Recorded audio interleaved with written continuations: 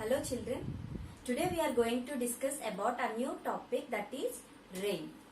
So in this topic children, we are going to learn about how clouds are formed and how it will come back to the earth's surface as rain.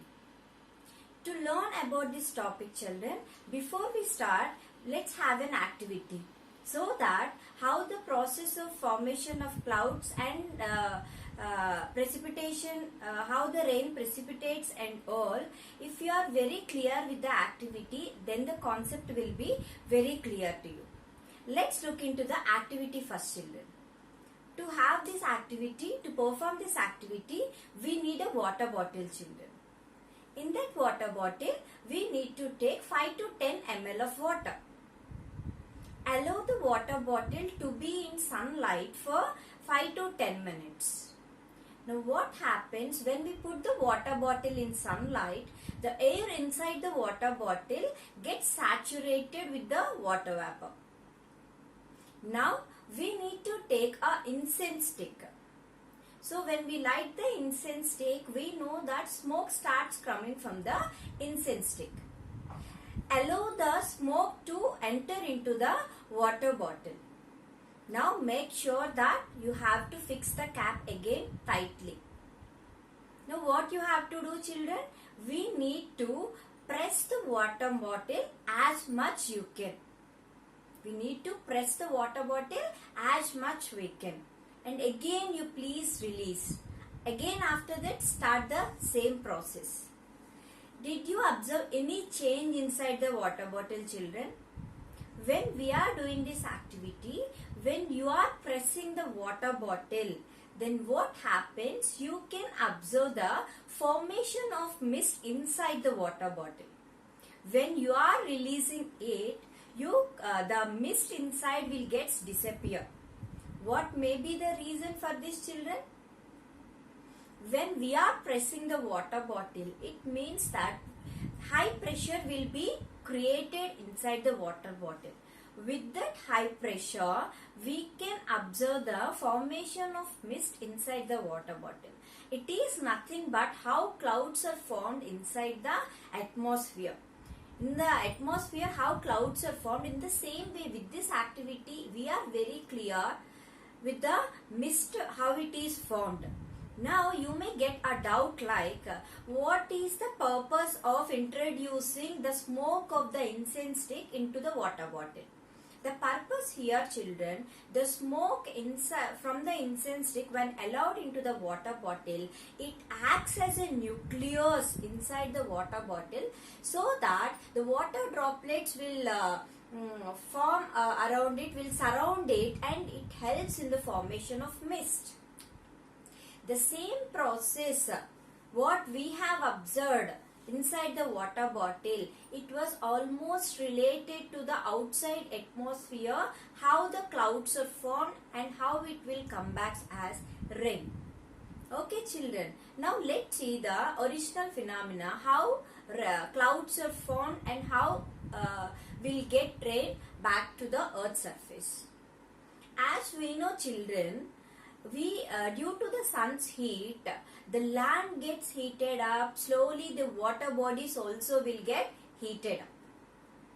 What happens only when due to the sun's heat, water gets evaporated from the water bodies. Not only this, even from the living organisms through some biological process like transpiration and perspiration, water vapor will be released into the atmosphere. So due to the sun's heat, what happens? The hot air on the land will rises up. When the hot air rises up, along with that it will move along with the water vapor and it creates a low pressure in that particular area. When this hot air rises up, the air will get water vapor, or the air will get expands with that high temperatures, and again it will condenses. When the water vapor get condenses, results in the formation of clouds. So as we have observed, the we have observed in the activity like the smoke coming from the incense stick act as a nucleus for the formation of mist inside the water bottle. In our atmosphere, the dust particles which are present in the atmosphere acts as a nucleus, and the water vapor will surround around this, forms as clouds. So this is how the clouds are formed in the atmosphere, children. Now what happens when the water molecules hit each other? The clouds will become bigger in size. When the clouds become more heavy, it will come back as rain. This is what the process of condensation and precipitation of rain. Children, did you all clear how rain is formed? Now let's see the patterns of rain, children. In India, we have most of the rains because of southwest monsoon and northeast monsoon. And also when we have any cyclone, maybe you have heard about the news which they used to tell like because of some depression in the sea, we may expect rain, cyclone and all. Sometimes these rains are accompanied with heavy winds and lightning also. But children, what do you think? Do we have rains all over the India at the same time? Means rainfall pattern is same throughout, or any difference is there, children? Let's perform an activity again. Here we need to gather the information either from the internet or from the newspapers. By this activity, we can conclude about the rainfall patterns. Is it same or different everywhere? It will be different everywhere, children. Rainfall patterns are different in different places. Okay, children. Now, when we have a rainfall, children, maybe you have heard about the rainfall measurement. We have this much centimeters of rainfall today. Understand? How do they measure the rainfall, children? They used to measure the rainfall using a rain gauge. Rain gauge is the instrument which measures rainfall. Children, do you know we can prepare our own rain gauge in our home? We can prepare a rain gauze, children. Let's see the activity for the preparation of rain gauze. For this we need to take a glass jar, children, and also we need to take a measuring cylinder. And when we are taking this measuring cylinder, we need to take a oil drop so that the water will not get evaporated. And also we need to cover the measuring cylinder with a glass funnel. This is how we have to prepare the rain gauze. So whenever we have a rainfall, children, you please put this rain gauze which was prepared by you on the top. Then what happens? The rainwater, whatever will come, it will get collected inside the measuring jar. When the rain stops, you please go and collect that rain gauze and you just measure the rainfall, how far it is, so that you can understand how the people will measure the rainfall. Or the measuring cylinder, you will have some reading so that you can know the rainfall pattern also, children. You can know the rainfall, how much it was there. This is how rainfall is measured using a rain gauze, children. But the precautions here, how to use a rain gauze.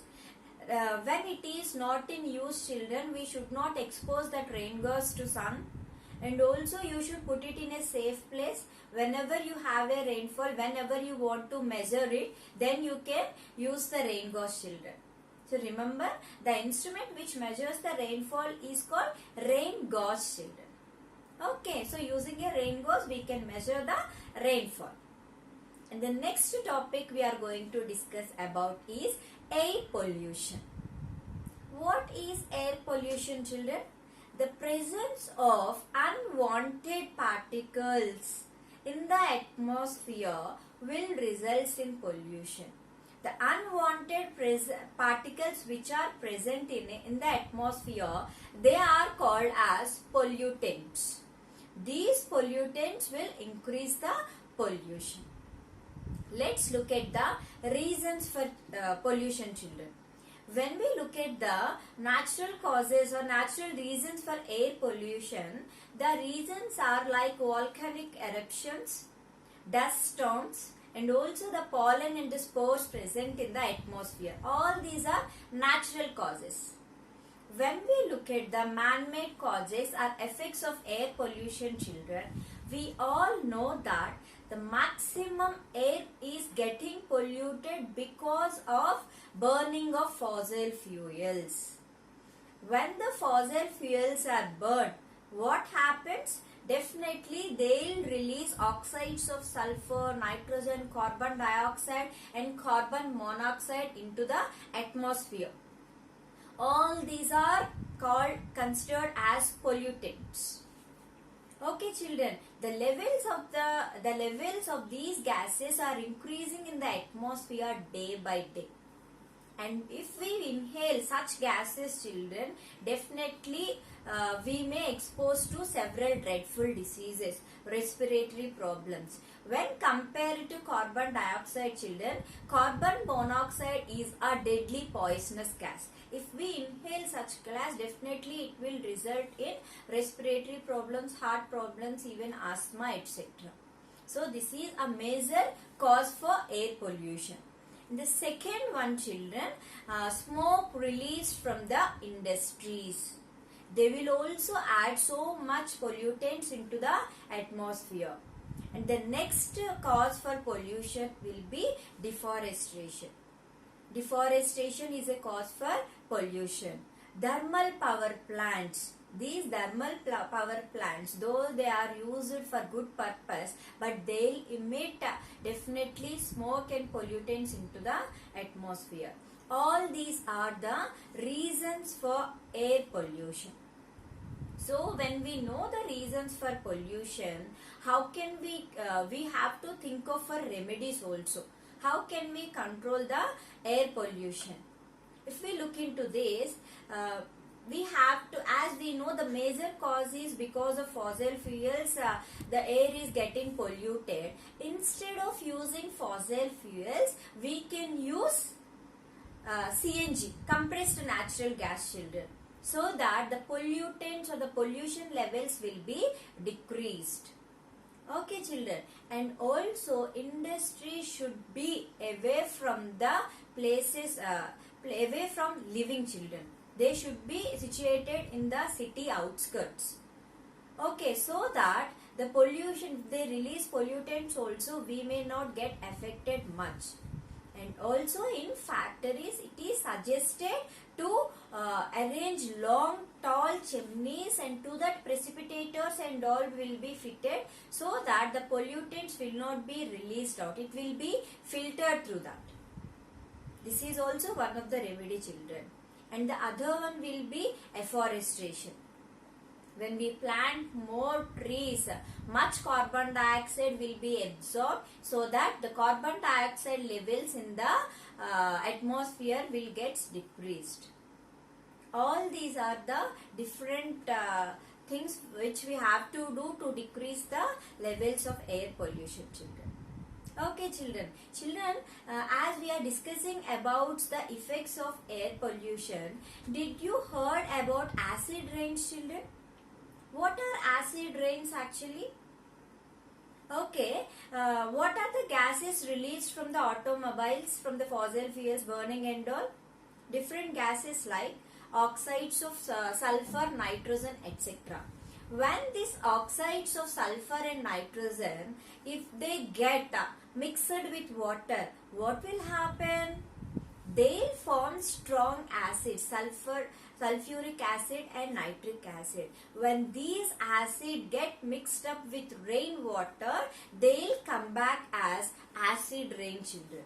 Acid rain is nothing but the gases which are released from the automobiles get mixed up with the rain, and they'll form acid rain. Let's see the effects of acid rain, children. The effects of acid rain are like this. They'll make the soil acidic. so that that soil will not be fertile and we cannot use it for agricultural purposes. And also the acidic rain will damage the life of aquatic organisms. It also contaminates water and food, etc. So there are so many ill effects of acid rain, children. Because of the pollution, pollutants, and as the pollution levels are increasing more and more in the atmosphere, we are exposing to such many ill effects. Children, we have an activity again here to know the amount of pollution in the atmosphere. Children, do you know what are meant by lichens? Yes, lichens are nothing but the association between algae and fungi. They live together, they lead a symbiotic life where both of them will get mutually benefited. Where do they live, children, generally? Either they live on the stones or on the bark of the trees. So to measure the amount of pollution or the increase of pollution, you just let's have a simple activity. You please observe the growth of the lichens which is on the roadside. Okay, the lichens which are growing towards the roadside means they are exposing to the harmful grasses on the roads or near the industries. And observe the growth which is on the other side where they are not exposing to the harmful gases in the atmosphere. As these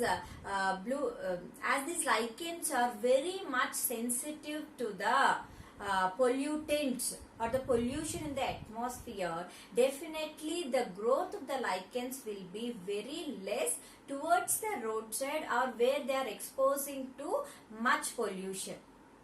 So with this it is clear that the living organism, not only lichen, children, we are also affecting so much with the pollutants in the atmosphere. We are exposed to so many dreadful diseases. The hydrocarbons which are present in the atmosphere, they are carcinogenic agents. Before we didn't heard about in ancient days, we don't know what is meant by cancer, but nowadays we are hearing so many cases regarding cancer, children, because the levels of hydrocarbons are increasing day by day. All these are carcinogenic agents.